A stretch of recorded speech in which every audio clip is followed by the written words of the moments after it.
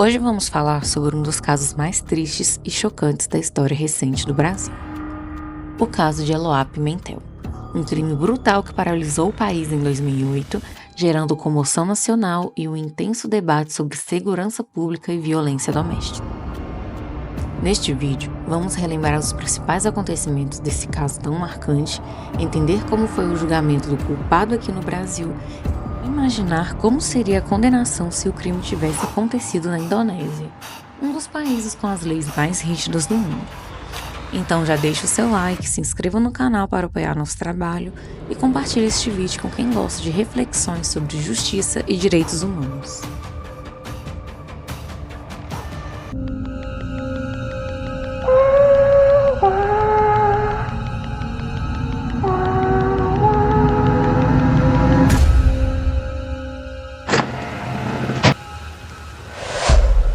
Cinco dias que pareciam intermináveis.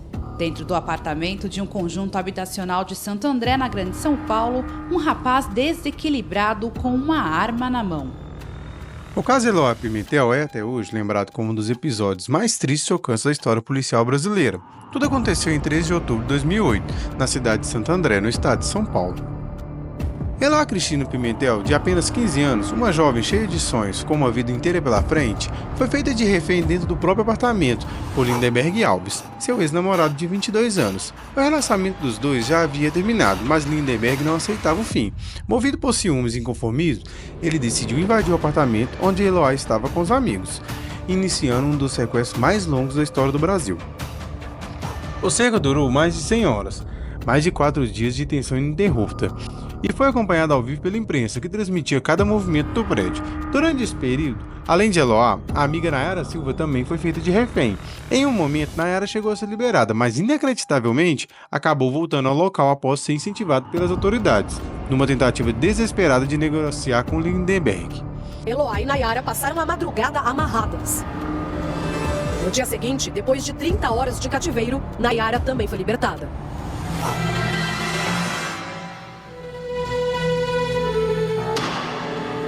Mais um dia se passou e Lindenberg exigiu a presença de Everton Douglas, irmão caçula de Eloá, e de Nayara, para então se render. Everton ficou no andar de baixo. Nayara avançou no corredor do apartamento e acabou sendo feita refém de novo. Esse retorno, muito criticado posteriormente, acabou aumentando ainda mais os riscos para todos os envolvidos.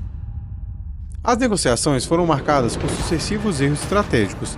Especialistas em segurança pública, jornalistas e opinião pública criticaram a falta de preparo da polícia para lidar com uma situação tão delicada. Não houve a presença de constante do negociador profissional. Lindenberg chegou a dar entrevista por telefone a emissoras de TV, enquanto mantinha as vítimas na mira de sua arma. Como é que você está nesse exato momento? Como é que está a situação aí dentro do apartamento, Lindenberg? Por enquanto que se a polícia não fazer besteira, né, não passar por cima da palavra deles mesmo, né, por enquanto tá tudo normal. Infelizmente, o desfecho foi trágico. Após a tentativa frustrada de invasão do apartamento pelas equipes de resgate, Lindenberg disparou contra Eloá. A jovem foi baleada na cabeça e na virilha, e apesar de esforços médicos, não resistiu aos ferimentos e faleceu pouco depois. Nayara também foi atingida, mas conseguiu sobreviver. Quando os agentes tentaram estourar a porta do apartamento, Lindenberg atirou. Nayara, que segurava um edredom como defesa, levou um tiro que passou pelo edredom, pela mão dela e pegou no maxilar. Ela sobreviveu.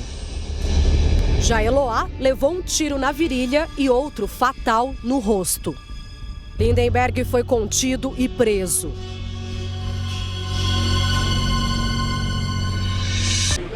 Logo pela manhã, a notícia que ninguém queria ouvir. O quadro atual dela é muito grave. Houve uma piora importante do quadro dela. Já era para se esperar alguma melhora ainda hoje, né? Então, se não houve melhora nessas primeiras 6 horas após a cirurgia, essa situação acho que é ruim. O Brasil inteiro chorou a morte de Eloá. A tragédia gerou uma revolta e uma imensa discussão sobre protocolos policiais, a cobertura midiática de crises e a necessidade de proteção de jovens em situação de violência doméstica e relacionamentos abusivos. Em Em 2012, após um julgamento igualmente marcante, Lindenberg Alves foi condenado a 39 anos, 3 meses e 10 dias de prisão pelo crime de homicídio qualificado contra Eloá, tentativa de homicídio contra Nayara e cárcere privado e disparos com arma de fogo.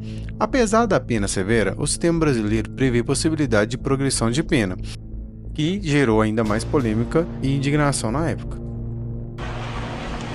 Flores brancas e cartazes para expressar a dor e a saudade. Homenagens a Eloá Pimentel já do lado de fora do cemitério de Santo André. Era tanta gente chegando que a rua precisou ser parcialmente interditada. O fim trágico do sequestro no ABC Paulista comoveu a população. De acordo com a Guarda Civil Metropolitana, quase 30 mil pessoas passaram pelo velório. O caso Eloá permanece até hoje como um símbolo da luta por políticas públicas mais eficazes no combate à violência contra a mulher e à violência no âmbito das relações afetivas. Agora, vamos imaginar qual seria a pena de Lindenberg se esse crime tão bárbaro tivesse ocorrido na Indonésia. A Indonésia é internacionalmente conhecida por seu sistema penal extremamente rigoroso, especialmente quando se trata de crimes violentos, tráfico de drogas e assassinatos premeditados. Ao contrário do Brasil, onde há a possibilidade de progressão de regime e benefícios mesmo em casos graves, o sistema indonésio é inflexível e impõe punições duríssimas para proteger a ordem social. Se o crime cometido por Lindenberg Alves tivesse ocorrido em território indonésio, as consequências seriam extremamente severas. Em casos de assassinato premeditado, especialmente quando envolvem vítimas vulneráveis como mulheres e adolescentes e circunstâncias agravantes, como o uso de armas de fogo, cárcere privado e sequestro, a pena mais comum aplicada é a pena de morte. A execução na Indonésia geralmente ocorre por fuzilamento, onde o condenado é levado a um local isolado e, após ser informado de sua sentença final, é executado por uma equipe militar. A lei indonésia considera crimes como alto grau de brutalidade como uma afronta grave à ordem pública e à moral na sociedade. E as punições são pensadas para servir também como um exemplo para toda a população. No caso de Lindenberg, dificilmente haveria espaço para recursos prolongados ou para comutações da pena. Mesmo que seus advogados tentassem alegar algum tipo de atenuante, como um possível arrependimento, alegações de distúrbios emocionais ou colaboração com as investigações, a chance maior seria de, no máximo, receber uma pena de prisão perpétua sem qualquer possibilidade de liberdade condicional. A Indonésia deixa muito claro em sua legislação que crimes envolvendo violência contra menores, abusos de confiança e violação de lares são tratados com total intolerância. Além disso, o impacto psicológico causado nas vítimas e na sociedade também é levado em consideração na definição da pena. Assim, diferentemente do que ocorreu no Brasil, onde Lindenberg poderá ter acesso a benefícios prisionais no futuro, na Indonésia ele provavelmente enfrentaria uma sentença definitiva e irrecorrível, ou seja, sem segundas chances. Um exemplo que ilustra bem a severidade do sistema penal indonésio é o caso de Rai Jombeg, conhecido como assassino em série de Jombeg. Seu nome verdadeiro é Rai Santoso. Ele ficou tristemente famoso por uma série de crimes bárbaros cometidos em 2008. Rai era, a princípio, visto como um jovem comum pela vizinhança. No entanto, em 2007 e 2008 ele assassinou 11 pessoas, incluindo sua própria namorada, e até mesmo um menino de apenas 3 anos de idade. Os motivos dos assassinatos variavam entre ciúmes, conflitos pessoais e disputas financeiras.